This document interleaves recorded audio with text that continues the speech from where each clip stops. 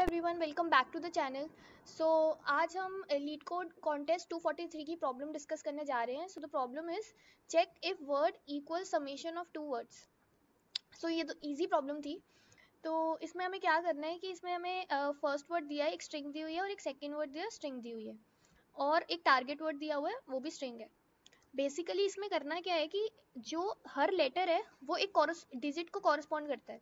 जैसे ए जो है वो 0 को कॉरस्पॉन्ड करता है, जो बी है वो 1 को करता है, सी 2 को, ऐसे ही जेड जो है 25 को करेगा।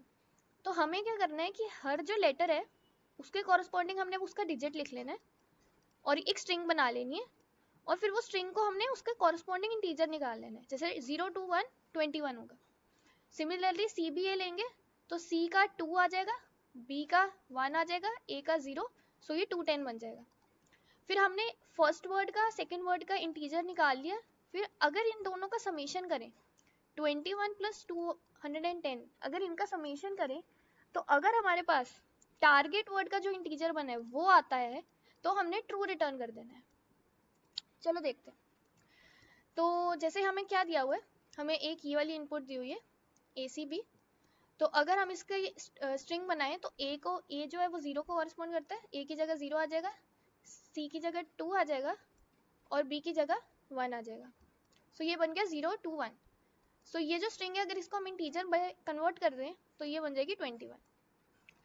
ये हमें सेकेंड वर्ड दिया हुआ है, तो सी को अगर हम रिप्लेस कर दें 2 से, बी को अगर हम रिप्लेस कर दें 1 से, और ए को अगर हम रिप्लेस कर दें 0 से, सो ये हमारा आ जाएगा इंटीजर में 210। और ये हमारा टारगेट वर्ड है, तो टारगेट वर्ड को अगर हम कन्वर्ट करें, सी की जगह 2 आ जाएगा, डी की जगह 3 आ जाएगा, और बी की जगह 1 आ जाएगा। सो ये हमारा बन जाएगा 231। अब अगर हम देखें 21 को और 210 को अगर हम ऐड करते हैं तो ये हमारा 231 आ जाएगा। सो हमारे पास इनको ऐड करने के बाद टारगेट वर्ड आ रहा है तो हम ट्रू रिटर्न कर देंगे। अब क्वेश्चन ये है कि ये जो स्ट्रिंग दी हुई है हमें, ये जो दी हुई है स्ट्रिंग, इससे हम ये कैसे बनाएं। चलो देखते हैं। जैसे अगर यहाँ पे हमारे पास दिया हुआ है ACB, तो इसको कन्वर्ट करने के लिए हम क्या करेंगे, हमें पता है कि जो 97 होता है वो होता है ASCII value of small a, right. ASCII value small a का 97 होता है।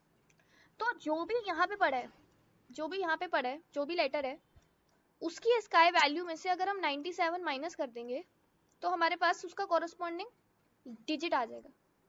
जैसे कि ए पड़ा, एक जो करेक्टर है उसकी जो स्काई वैल्यू 97, और उसमें से अगर हम 97 ही माइनस कर दें तो हमारे पास 0 आ जाएगा, तो ए की जगह हम 0 लिख देंगे।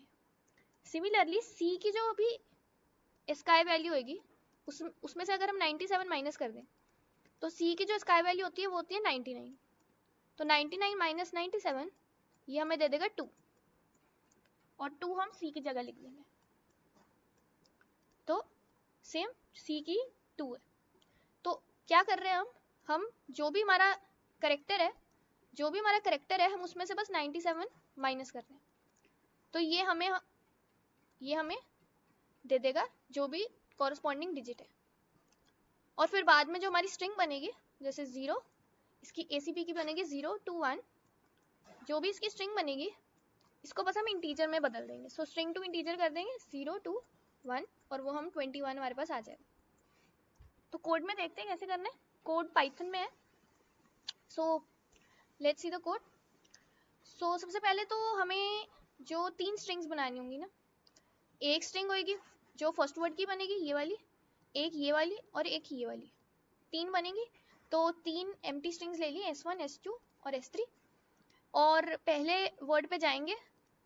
जो भी हमारा वर्ड होगा, जो भी फर्स्ट वर्ड, जो भी करेक्टर पड़ा होगा उसका स्काई निकाल के ORD फंक्शन से उसकी स्काई वैल्यू मिल जाएगी।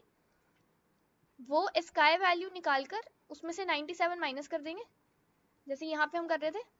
जब हम C माइनस 97 करते हैं तो C की जो भी स्काई वैल्यू है, जैसे C की होती है 99, तो वो हम माइनस कर रहे थे। तो स्काई वैल्यू निकाल कर 97 माइनस कर दिया तो हमारे पास आ जाएगा इंटीजर में 2, सपोज अगर हमारे पास सी है करेक्टर, तो अब उसको हमें स्ट्रिंग में डालना है, तो हमें उसको कन्वर्ट करना पड़ेगा स्ट्रिंग में, तो इसलिए हमने यहाँ पे स्ट्रिंग फंक्शन यूज किया। तो यही सेम प्रोसीजर हम सेकेंड वर्ड के लिए करेंगे, S2 में आ जाएगा, S3 में आ जाएगा। फिर वो हमारे पास जो स्ट्रिंग्स आई हैं, ये जो हमारे पास स्ट्रिंग्स आ रही थी, ये इनको अब हम इंटीजर में कर रहे थे, तो इंटीजर में करने के लिए हमारे पास सिंपल एक फंक्शन होता है इंट, उसमें हम अंदर स्ट्रिंग डालते हैं, जो भी हमने स्ट्रिंग बनाई है, n1 n2 n3 में हमारे सारे नंबर्स आ जाएंगे, और लास्ट में हमने क्या चेक करना है कि n1, ये हमारा n1 है, n1 और n2 का सम अगर हमारे n3 के इक्वल है तो हम ट्रू रिटर्न कर देंगे। सो रिटर्न कर दो n1 plus n2 is equal to n3, अगर ये इक्वल हुए तो ये ट्रू कर देगा, नहीं तो ये रिटर्न फॉल्स कर देगा। सो ये कोड था, अब इसको चला के देख लेते हैं। And accepted. So time complexity इसकी O of length of first word, second word target word का सम होगा। सो बेसिकली लीनियर सोल्यूशन है, और time space complexity O of 1 है, कांस्टेंट है, बिकॉज हम सारे वेरिएबल्स ही यूज कर रहे हैं। So I hope you got the approach and the code. अगर कोई भी प्रॉब्लम हो तो आप कमेंट सेक्शन में बता सकते हैं। So thanks for watching.